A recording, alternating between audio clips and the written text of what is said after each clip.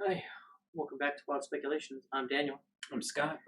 This week we talk about Critical Role Campaign 2, Episode 91, Stone to Clay. And,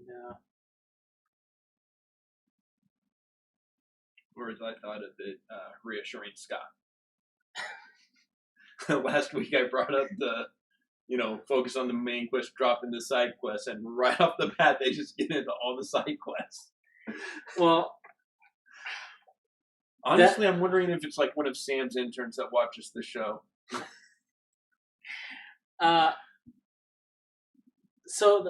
In retrospect, after watching the episode, and that was at the beginning of the episode, I laughed because, we had just talked about that.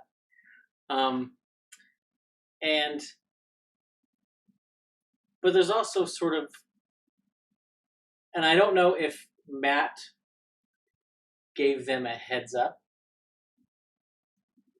a warning saying, be thinking about what you guys want to do, or I don't know, because regardless, everything they talk about in the first half is going to the wayside next week again, because of what happens in the second half. I don't know. I well, say that. Not to the wayside, but it's being postponed again. No, I think so. We'll get to that when we get to that. Yeah. But every now and then there's an important point in a campaign where, and sometimes it needs to be contrived and sometimes not. Yeah. And in this case, Matt was going to use an NPC, Essek, to do this. Even without Sam bringing it up. This was going to happen this episode. But Sam brought it up as a player amongst themselves as they were talking. Yeah. And I think Matt realized what was happening and knocked on the door real quick before that conversation could really spiral out of control. Right. Because for him, his agenda this episode was to get a recommitment and a recontextualization of the campaign. Okay. Because a lot has changed. The characters are not the same people that started this adventure. And it's important to periodically check in. Yeah. And to make sure that everyone's still engaged. Yeah. That the story we're telling is the one that we want to tell. And they just got into tier 3. Yeah. This is the time when power levels start to spiral into craziness. Yes. Where the normal mortal concerns can fall away. And is a great time to have that check-in moment. Yeah. But yeah, the whole first half, this whole episode was great and amazing. Yes. And gut-wrenching. Yes. And I suffered through it now 4 times. Because I watched it Thursday night, watched it Friday on the replay in the morning. I watched it yesterday, and we watched it just before prepping for the show. For me, it was because I usually close on Thursdays, yeah. So I caught the last half of it Thursday. I watched it Friday after work because I opened, so I couldn't watch it in the morning. And then I watched it Sunday morning before I came here for game, and then I watched it here with you. So I'm right there with you. Yeah. And yeah, the first half, lot of body blows in that one. Yeah. From Essek turning up and, reaching out, taking that offer of friendship. Yeah. And that was really neat. And also, a thing that popped into my head, and I mentioned it to you when we were watching it together here, was now that we know what the subclasses are, we don't know what they do. But I'm pretty sure Essek is the graviturgis, yeah. and that the floating is probably a class ability. Maybe the Or it's a mid-tier cantrip. one. Or it's a new cantrip. But if it's a cantrip, I don't think it would be as impressive a gimmick as if it's a subclass feature. Because if he's known for it as his gimmick, well, then surely other graviturgists would do that. possibly. And But there's giving a you difference between a small number of graviturgists doing it and anybody who can learn the cantrip can do it. oh, I see what you're saying. While it's still less special if all graviturgists can do it, it's still more special than if anybody who learns the cantrip can do it. Fair.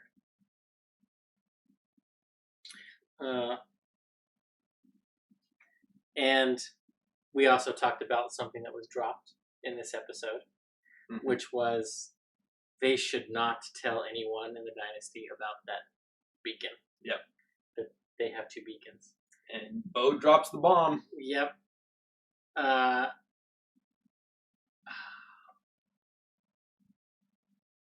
As she was doing it, Travis sort of did a double take, but he didn't say anything. Plum wine and hot tubs will get you into trouble every time. Yeah. I think that's the time machine effect too. The hot tub time machine, alcohol and hot tubs. It's all dunamancy. That's fun. But yeah. And luckily, Essek is not a zealot. Yes. We get a big lore drop on the Luxon, or at least the society. Yeah. Well, no, it was a pretty big lore drop because up until now, the view that we've had of the beacons and of the religion of the Luxon is that it was a legitimate deity. But in this conversation with Essek, we're told, he takes the line that a lot of the players have articulated over the years, which is, the gods are real. People actually talk to them. Yeah.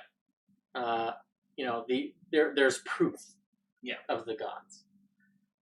Where Essek says, he says that, but then he follows it by saying, no one's ever heard from the Luxon. Yep. No one talks to the Luxon. This could all just be made up off of a fairy tale. Yeah. From before the calamity. That these beacons could just be a bunch of powerful artifacts. Shepherds. Well, the thing is,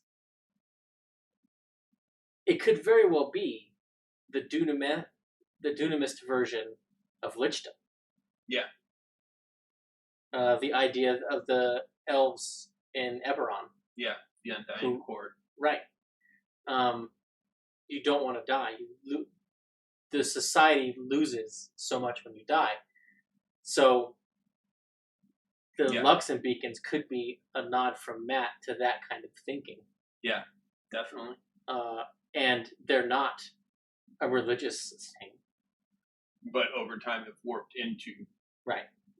When the understanding of how to make them and everything went away, when they only had the ritual to bind yourself to it. Yeah. And now that becomes a controlled ritual by a clergy class, especially ones who,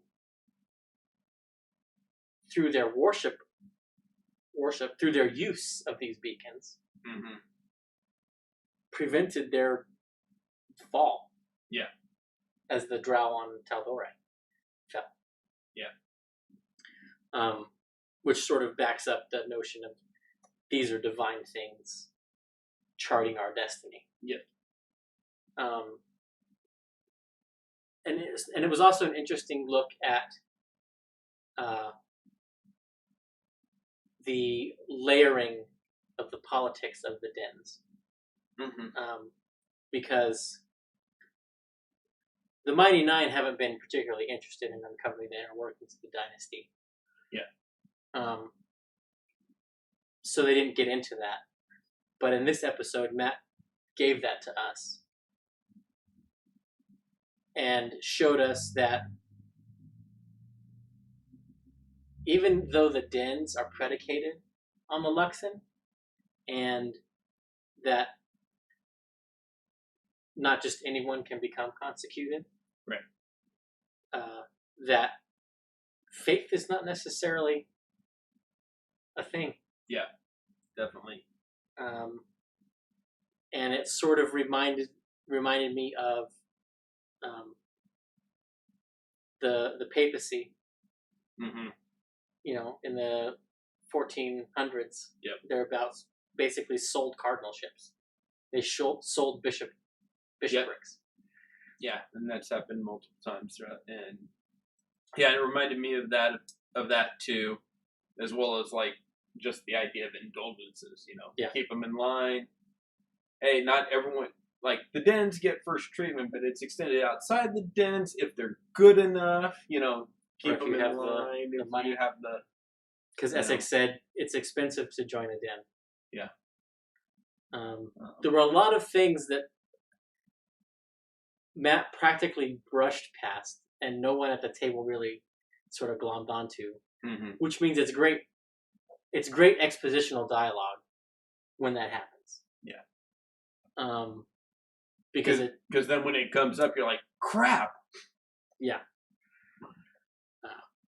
And it also does. It does a lot of work that you don't necessarily have to do. Yeah. Also,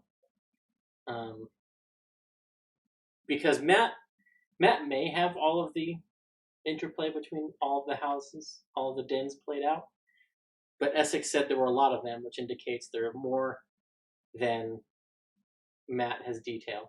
Yeah, more than what's represented in the council chamber, and more than what will probably be in the book, so that you. Yeah.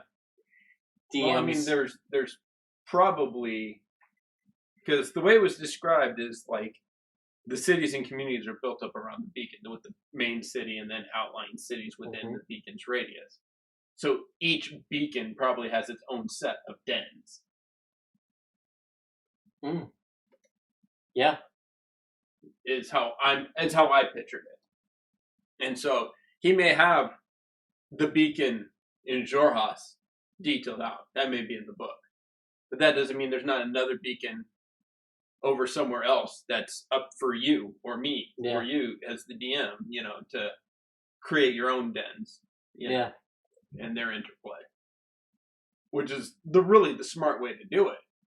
Yeah. Because one, that leaves it open for world building for people to make it their own, which Matt has always been a huge proponent of. And two, you know, it leaves it open for him if he wants to revisit it to build up a new set of dens. Right. Well, and also then doing it that way, having it organized that way, means that who holds the beacon among that beacon's dens has significance in the politics of Jorhas. Right. And is a fun story. And also potential hooks for intrigue within the dens of trying to get control of the beacon. Yeah. Because whoever has control of the beacon is the primary earner of those den fees. Or they get a piece of every den's fee. A tribute. Right. Yeah, that's... I mean, if I was designing it, that's how I would have designed it.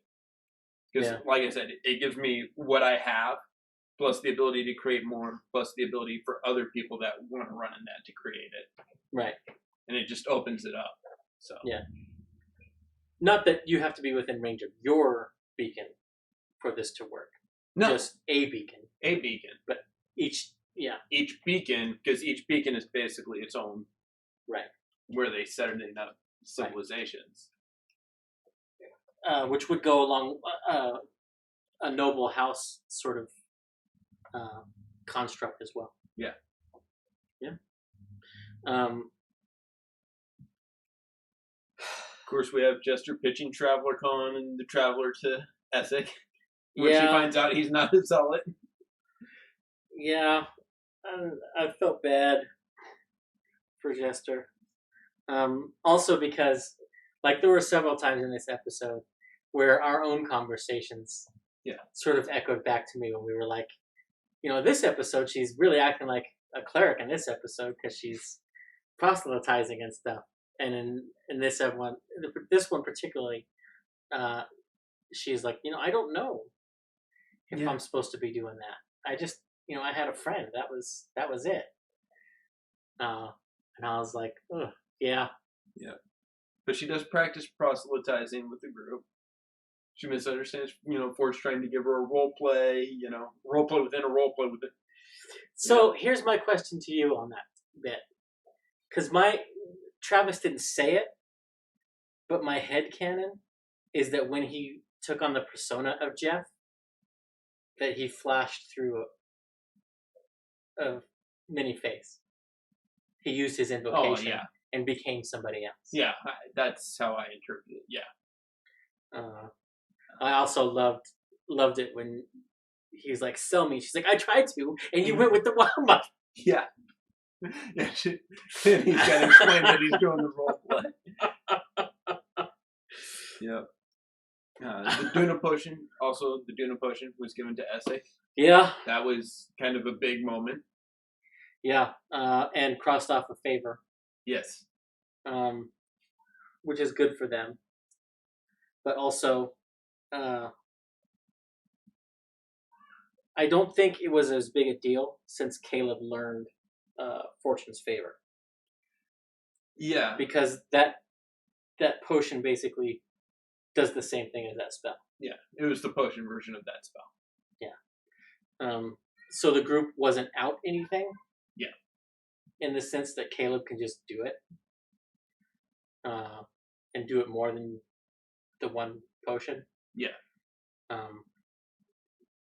So I think in the scheme of profit and loss, favors owed and paid, they're ahead. Oh yeah. In that regard.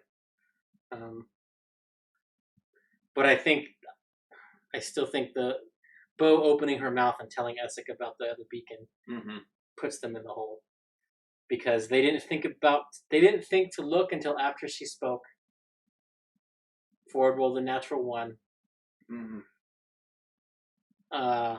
I'm not saying that there was somebody watching them. But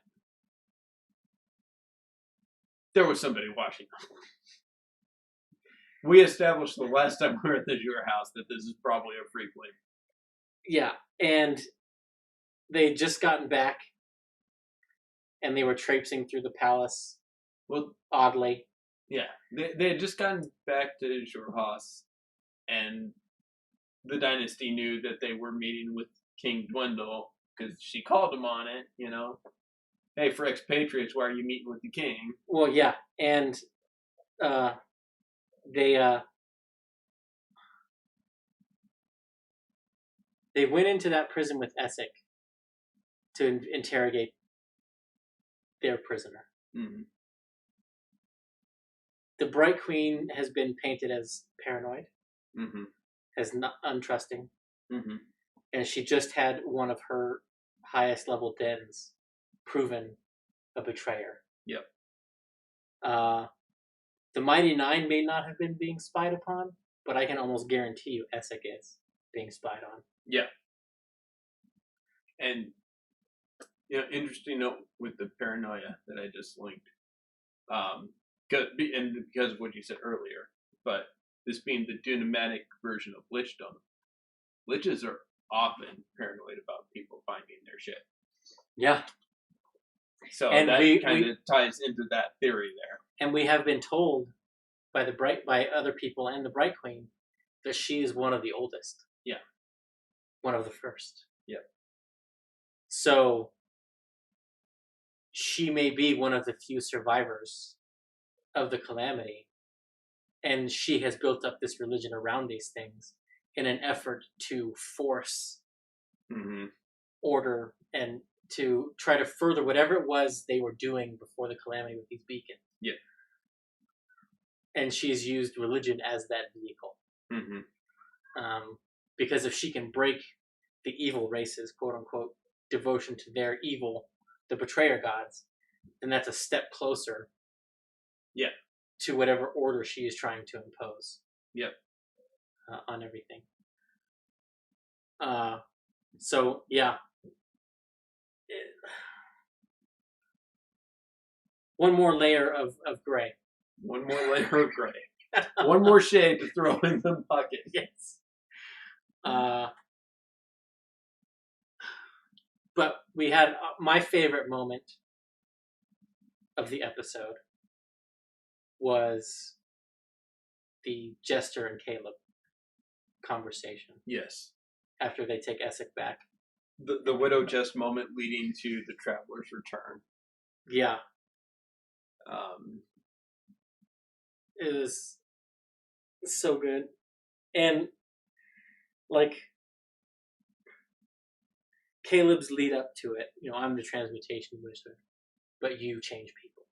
Yeah. Was super powerful, and no one builds Jester up more than Caleb does. Correct. Caduceus is often a support, but he doesn't really... No one is as broadly supportive as Caduceus, but when you go to the individual of Jester, it's Caleb. Yeah.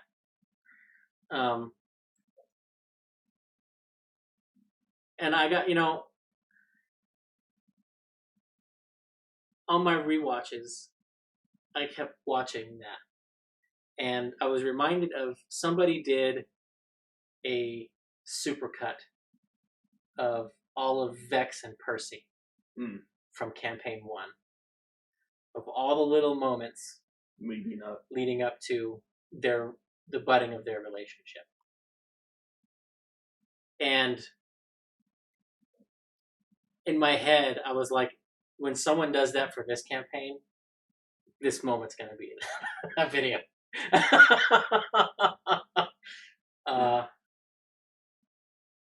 Yeah. But as I say that, I also have to be honest. I had the realization in that moment that it's probably not going to happen. Yeah. And it's principally because Caleb is still in love with Astrid. Yeah. Well, I think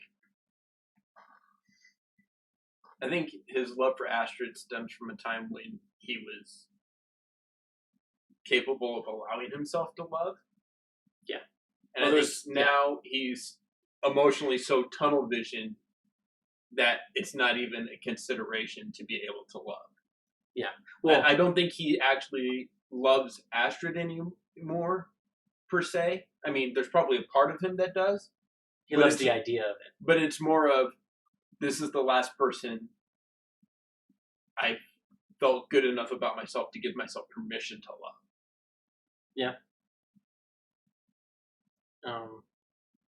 Yeah. And, but I think he's just so emotionally tunnel visioned on his end goal that these moments of support and the studying to help not with her problem is the closest approximation to love he can allow himself to give. Yeah. Well, and even in the support that he was giving Jester, he distanced himself because he stumbles. Yeah. When he says, he almost says me. He almost says, "You've done so much for me," and he changes it to all of us. Yeah. Yes, I caught that as well. Yeah. And I really, really, really not to take away from what happened. It was a powerful moment. It shouldn't have been changed. But in the moment, I was really, really wanting, when she hugged him, he did exactly what was expected of him. Okay, good night now. Yeah, yeah. But I really wanted him to hug her back. Yeah. when he does that, that's when we know it will be budding. Okay, fair. That will be the sign. All right, I agree. And we had another great moment for me because I've been expecting and wanting more of Caduceus and Yasha. Yeah. And we got a peek at that. Yes. When he goes and talks to her privately about the fight. Yeah. Which no one has bothered to bring up. And she was like, yeah, it probably wasn't the best. And he's like, not here to question your process. Yeah. Just, it's not all on you. Yeah. Throw a little bit on someone else. And then she's asked, can I sleep in your room? Yeah. And I've been trying to think why Yasha's afraid to sleep alone.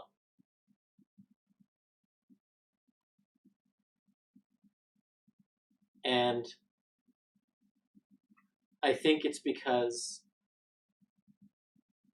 she was alone in the storm when she had the vision of her wings coming back. You know? And she ended up alone with Oban. And even though she was with these creatures, she felt alone. Yeah. And see, I don't know. I didn't take it so much as she was afraid to be alone. Because while all of that is true, she's also kind of isolated herself intentionally. Well, I mean, that's what she said. I'm afraid to sleep alone. Well, she mentioned the nightmare, having nightmares and stuff.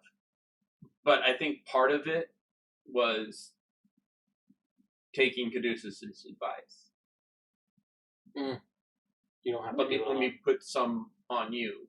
Let me be there with you in case I wake up from these nightmares. Yeah. I think in the moment, that was as far as she could reach out to someone else. Yeah. So she took his advice to heart and did as much as she could with where she was. That's fair. And, well, so that's an interesting point. And also, that means she slept in the tower under the tree, for one. And the other thing that was kind of missed was that Jester and Bo share a room. So I'm wondering if Marisha asked Matt later, did I see that with Jester? Or from her perspective, what did she see? No. Yeah. Did she see Jester come into the room and start getting ready, and then all of a sudden she perks up and starts talking to nobody? Yeah. Or could she have seen the outline of the traveler? Yeah.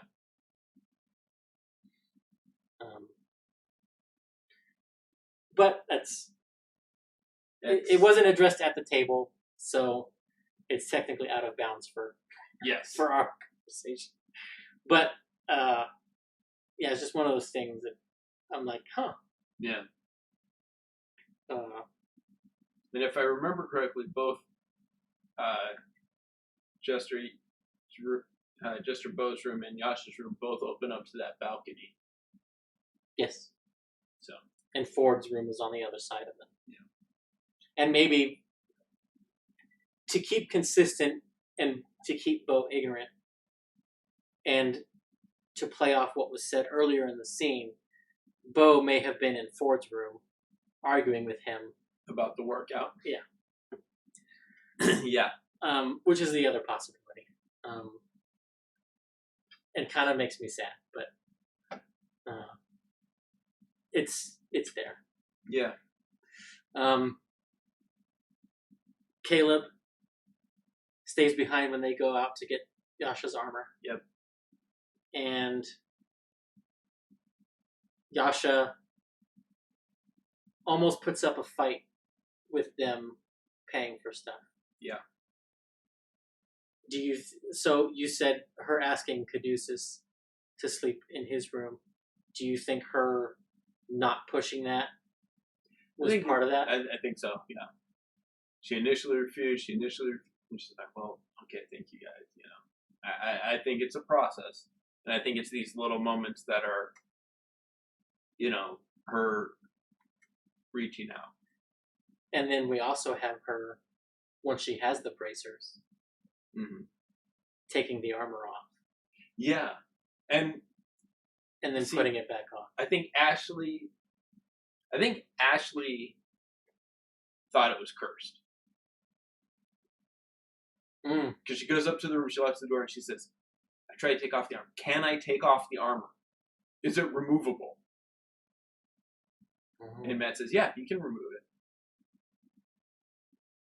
So she had been wearing it thinking that it may have been cursed. And, you know, because cursed items you can't get. Maybe not. Because on Talks, Ashley said her relationship with that breastplate is mixed. Well, it does have, obviously, other benefits. Because they did the math at the table, and either way, with the bracers defense and unarmored defense, or with the breastplate, she has 17. Yeah. But then she specifically says, but this has other stuff. Yeah. But it's not what the breastplate does for her that has, like... It makes it mixed. Yeah, it's that she got it serving Oban. Yeah. We still don't know if that was a gift from Oban exactly, or if she got it just as loot, basically. Wild speculation. It's from Oban, and she thought it was he had put a curse on it. But it's either a recreation passed off as the actual, or it's Zula's old breastplate. Like, here, I found your lover's old breastplate. I don't think it's that. Because if it were that, she would have probably tried to argue, just give me my money back. You can sell the bracers, give me my money. That's true. Well, unless, because at that time she still thought it might be cursed. She's not saying she wants to get rid of the breastplate, she just doesn't want to wear it if it's cursed. And that could be why, okay, it's not cursed, now I'm going to keep wearing it. And she chose the breastplate over the bracers. Or that could be one of the evil vestiges. It could be. That Matt mentioned on Talks. Yeah. One of the Jorhasian. So we have 2 vestiges in the party, possibly? Yeah. Well, by this point in Campaign 1, they had. Well, this point, Campaign 1, they were starting to look for them, too. 2 or 3. Because Tiberius's wheel was the first one that they had. And Whisper, I think, was another one. Yeah. Vex's dagger. And this is around the time, within a level or 2, of when they got the armor. Yeah. The Raven Queen armor. Yep. So, yeah. This could be Matt's second vestige in the party. Which will make... I mean, if that is, it makes Yasha's journey all the more poignant and testing. Because now she has to give up temporal power to get redemption. And, well... Yeah, we're so I think we should get into the second half, because I don't know, is there anything out of the first half that we haven't covered that you wanted to cover?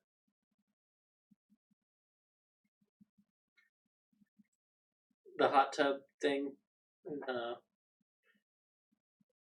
Well, isn't that when Ford drops his bomb in the hot tub right before the break?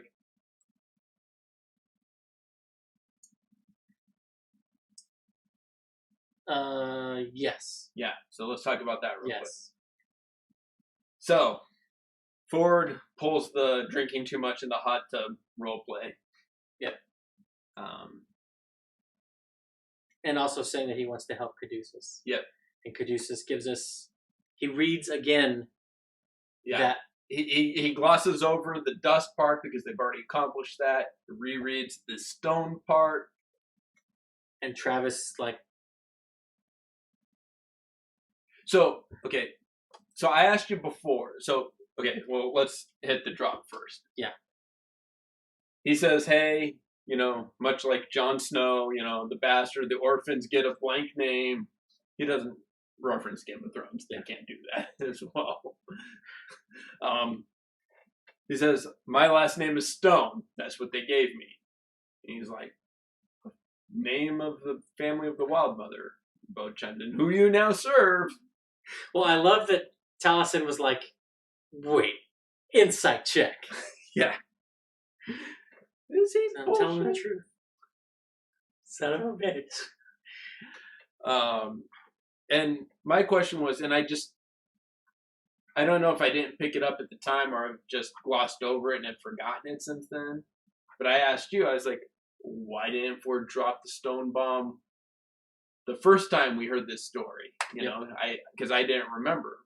And you would remember that he reacted the same, looking at Matt. Yep. That whole time he's looking at Matt and looking at Taliesin. So my question is, did Matt give him his last name? No. Or is that a coincidence that Matt's going to weave through? You think Travis came up with the name Stone? Yes. I think in talking with Travis, Matt said, "You should have a last name. You don't have to use it. Okay. But what name did the orphanage give you?" Okay. And maybe Travis said, "Well, what would be names, near and Stones?" No. Yeah. Yeah.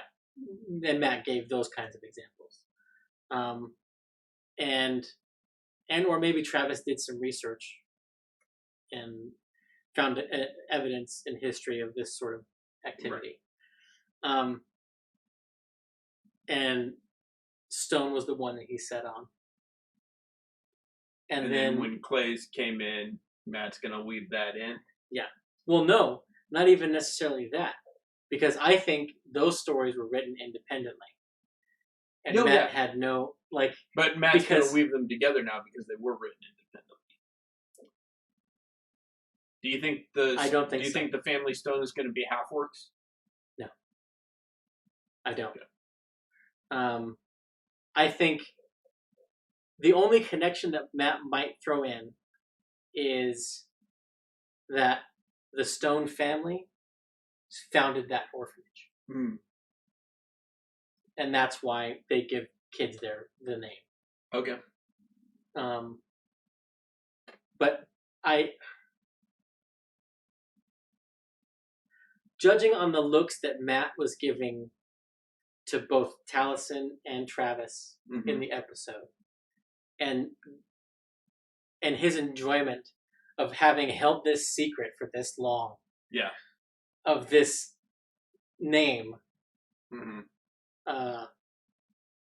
I don't think he is going to weave them together in the way that you are suggesting, or that the players think. Okay.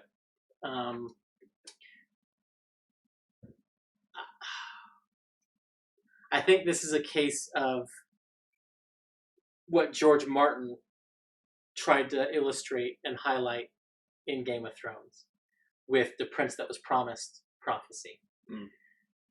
That the Valyrian noun is neuter. It doesn't have gender, so it could be prince or princess. And there are different aspects of both Daenerys and Jon that you can read into the prophecy that it's one or the other. Gotcha. So I think that's the space that Matt's playing in. Okay. Here. I I don't like think that. I don't think Matt wants to take a position Okay. on this. I think it almost works better for him as a storytelling element that the players bring meaning to it. Yeah. I think if he puts a definitive stamp on it, saying yes, you are the child, the last remaining child of the Stone family or whatever, I think that would be unsatisfying to me. Yeah. I like the idea that you said, like, the Stones founded that orphanage and they give people that name. Like, they could be like, yeah, we founded that orphanage. They give our name to people who have potential for the Wild Mother, or, you know, a great destiny for the Wild Mother, and feed it into his conversion into the Wild Mother. Yeah, well, and it's also possible that the Stones viewed their mission just like the people, the Dusts. Mm-hmm. Their mission was for the forge, for making. Mm-hmm. And their relationship was with Morden. And Clay is with the Raven Queen. Mm-hmm. Stone could be Arathis. Well, no, Stone is with the Moonweaver. Was it? Yeah, because it's specifically to tell her that, you know. Well, then an orphanage, actually, so it still works. An orphanage where love children are dropped. Yeah. Yeah. Yeah. So that still works. Yeah, because it was, you know, take these, feed it to the beasts, build the menagerie to show the Changebringer that there's beauty in nature. Yeah, that's right. Who is the Moonweaver. Yeah. So they're specifically tied to her. Which, by extrapolation, ties Caduceus' story to Molly. Well, but by extrapolation, I was going to say an orphanage could be thought of as a type of menagerie, so they could have founded an orphanage. You know? Yeah. Yeah. Well, and menageries usually are filled with foundling creatures. Exactly. Filled with foundling creatures, all different types. Yep. You can care for them, and yeah. So. Yeah. But yeah, so is that all we have? Yeah, I thought it was important to mention the name drop. Yeah, and I forgot the timing. But yes, so we get the spell study. Yes. And I pointed out to you that this spell mm-hmm. is a 5th level spell. Yes. And the reason I know this is because Matt told Liam you need 250 gold pieces of materials to experiment with mm-hmm. at this point. Which I knew immediately meant he's going to complete the spell. He's going to learn it. He's going to have it in his book. Yeah. And he makes the last Arcana check with advantage because they get help from Essek. And boom, it's done. Yep. And Not has a choice to make. And I loved Sam's RP of that moment. And it went exactly how I expected it to happen. If it came this early. Yeah. So, is there a drawback to the spell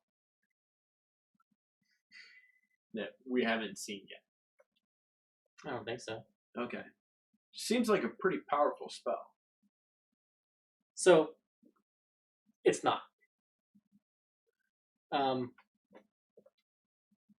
Because during the episode on Thursday, I was thinking about it with my subsequent viewing, especially today in preparation for the show. What does the spell do? Changes someone's race. Yeah, so they lose some traits. they lose ability score improvements and get new ones and get new traits. Here's the thing, though. It's implied that she will look like Beth again. That they decide on that because he has her do the disguising. He gets all the, Yeah. So, not mechanically necessarily, but roleplay wise, it seems like a really powerful spell because it's basically a permanent alter self with the disguise aspect. It's a little more involved because you're actually changing the race. But, my character goes to work for yours as a maid or an assistant. Learn. Finally, I kill you, perform the ritual. Change myself into you, take your place. Yeah. That seems a little powerful. It's a 5th level spell. Okay. It just, I don't know. It just seems like there's, should be something like, because from the implication, it's permanently changing. So, true sight, you're going to see them as that thing. Yeah. Dispel magic isn't going to affect it. Yeah. So, that seems like it's more powerful than True Polymorph, which is a higher level spell. Well, True Polymorph allows you to change to any creature. It's true. But it can be dispelled. Yes. But, like, Scanlan turned into a Planitar at one point. And if he would have concentrated for 24 hours, he would have been a Planitar. Right. But it can be dispelled. Right. But this one says it must be a humanoid. So that's why I say it's not as powerful as polymorph, or true polymorph. Because true polymorph, you can change to a vampire. You can change into anything. Right. And have the powers of that thing. Well, see, to me, that's why it's the lower level. Should still be dispellable. That's what that's what puts it over.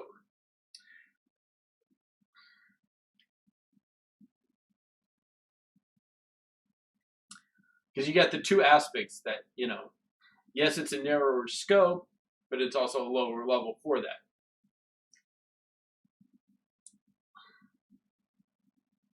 I don't think having it not dispellable is a problem. And some of this comes down to what we discussed prior with Widow Guest's Web of Flames. Yeah. That they're designing for their table, so it doesn't have to take into account everyone's game. You don't think this spell might be actually in the book? It's been created. It's already been created. Just because it's just now coming out doesn't mean he didn't have the mechanics already. You see what I'm saying? He had the mechanics for it already. It wasn't like, oh, you made the checks, now let me make the spell. It's you made the checks, okay, now you have this spell. It's not in the book. Okay. Because I'm going to use outside sources here. D&D Beyond had an interview with Chris Perkins. Mm-hmm. And he's saying how everything in the book went through Jeremy Crawford. Right. If you have this problem with the spell, Crawford had a problem with that spell. Okay. So it is not in the book. Okay, so it's on the cutting room floor. Okay, fair enough. But for their campaign, it is situational too. Because here are their criteria that Liam, or that Caleb and not one. Mm-hmm. I don't want to be a goblin anymore. I want to be a halfling. Right. And we don't want it to be dispellable. Right. For narrative purposes, also, it suits Matt to have this spell be a lower level, mm-hmm. so that the hag remains a challenge to them. Okay. At the level that they are. The only thing I'm going to do to counter your argument that it's not in the book, okay, and using the same outside sources you did, you are much more experienced in game design than I am. I haven't done as much with creating new spells, new subclasses as you by any stretch of the imagination. If you don't have a problem with it, do you really think Jeremy Crawford is? You see what I'm saying? So it either is in the book or it's not in the book, which I know is like, duh, but... It's Schrodinger's spell at this point. Yes. Until we get Jeremy Crawford say so or the book comes out, which that will come first. Yeah. It could be either of our arguments. That's true. But yeah, I think there's just too much of Matt's narrative relying on this spell. Okay. That I don't see it appearing in the book. Okay. Do you think it's going to be true of some of the Widowgast spells? No, I think those are probably going to be in there. Okay. And I think the alteration that we saw in the spell is as a result of Do you think his reflavoring of produce flame so that it can be a wizard cantrip is going to be in the book? Or are they going to be like, let's cut that, let's just leave that with the...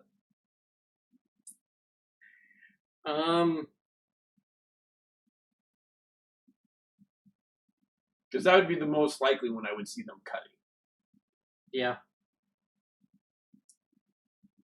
In fact, I even see them cutting that over this new spell. Yeah. Just because it's like, well, no, we didn't give it to the wizard for a reason. We're not going to throw in a new spell just to give this same exact spell to the wizard. Yeah. Yeah. And that's a case of if your DM will allow it, then fine. Yeah. That's why the homebrew section on D&D Beyond exists. Exactly. But yeah, so Sam has the moment where it's possible. Mm-hmm. It's before me. And Not has told us previous. If I get changed, I'm going home. Yeah. Well, but here's the thing that they can use. Here's what they can use to manipulate Not. Okay. Because from her perspective, she will have abandoning Luke. For every day she is Veth and not. Yeah. But here's the thing. From Luke's perspective, she has always been Veth. Mm-hmm. And she's always been abandoned. Yes. So, in Luke's mind, he thought Mom was dead, she came back, she's alive. But she's off doing these things. Now, maybe as Yeza has tried to talk around it with him, he has certainly talked Not up. Yeah. He's certainly been, your mother's doing important work. Yeah. She's amazing. She's not abandoning us. She's taking care of, bigger things and will return to us. Right. Her exploits have provided all this gold that can support them for a year. Yeah. That she left them with. No problem. So,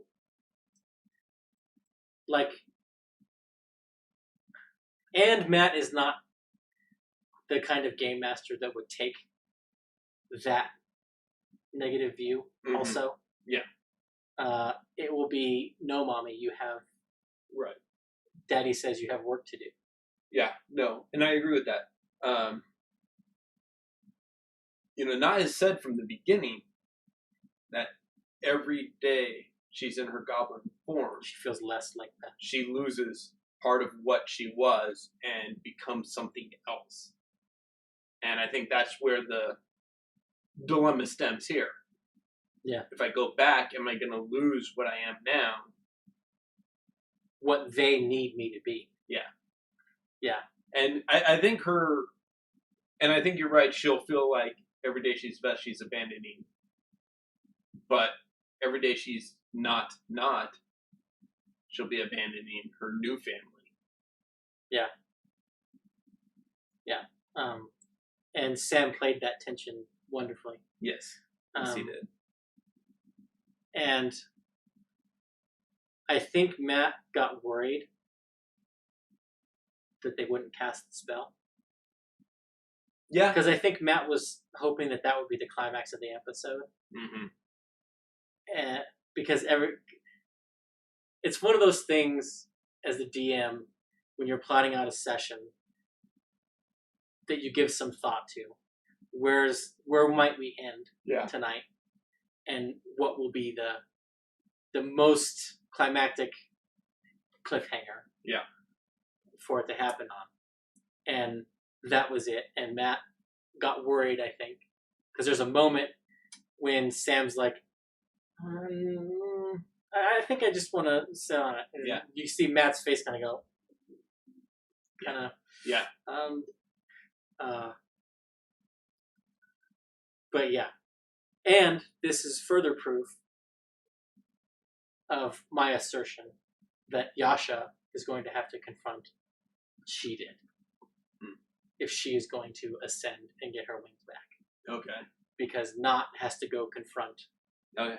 Because that's how Matt structures his narratives. Yeah. And see, here's my thing. This is why at the beginning of the show I said all that's getting postponed. Okay. Because they got a couple weeks. They're gonna go after this hag. They won't. You don't think so? No. You don't think especially if Matt sticks with his timetable for the time travel that they will need on the boat. Okay. It's too close to the...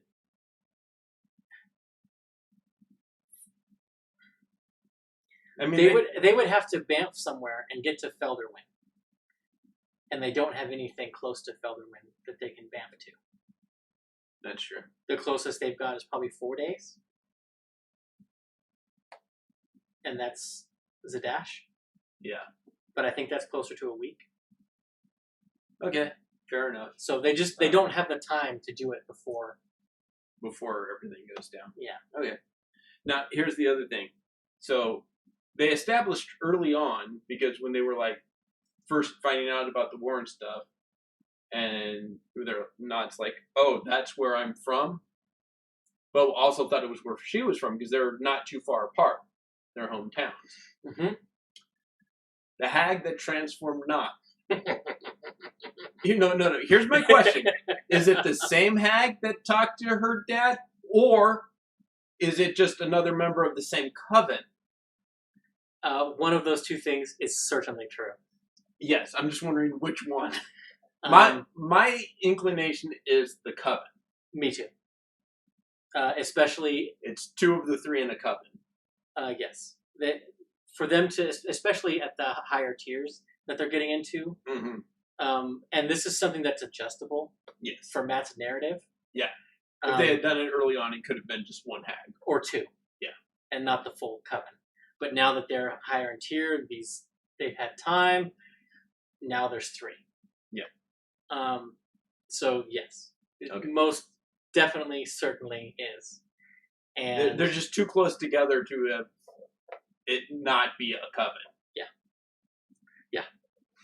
Yeah. So, and this is another case where Matt has done this with several of the players. Yeah. The characters. He has woven their stories together. Yes. Like he did with Not and Caleb in the service. Where last campaign, it was more you. Yeah. And the only tied one was Vex and Vex, for obvious reasons. Where this one, Matt has tried to layer it so that at least 2 of them have a reason to go and be in an area. Yeah. And then that'll make sense for them actually putting that off.